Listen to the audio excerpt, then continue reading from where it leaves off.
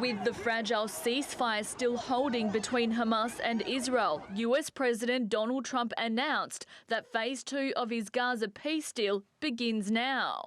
Well, they're going to disarm, and because they said they were going to disarm. And if they don't disarm, we will disarm them.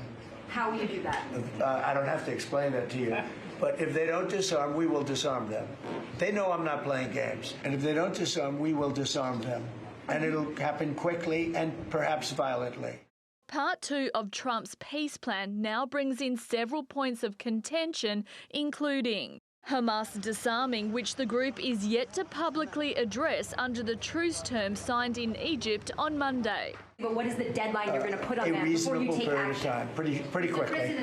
There are also questions over the extent and timeline of Israeli troop withdrawal and the future governance of the Strip. But as Trump launched Stage 2, he also highlighted that part of Stage 1 wasn't done, that all bodies have not been returned yet.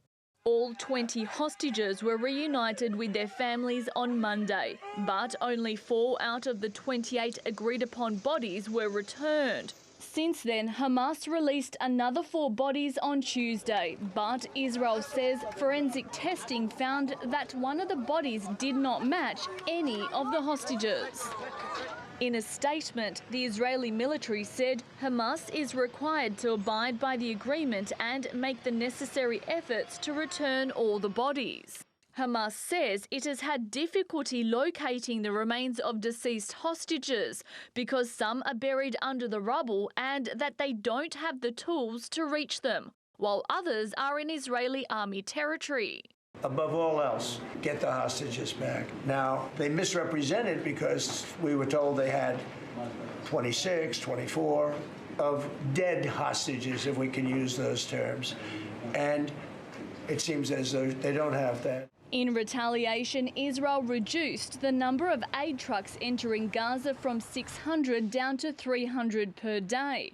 An Israeli broadcaster reported that Israel reversed its decision and would reopen the Rafah crossing. But confusion remains after another local media outlet quoted an Israeli security official saying the border will remain closed due to logistical reasons. While airstrikes killed Palestinians in Gaza City and Khan Yunis on Tuesday, marking the first violation. All this highlighting how Trump's Gaza peace plan is fragile. Kristina Simich, TRT World.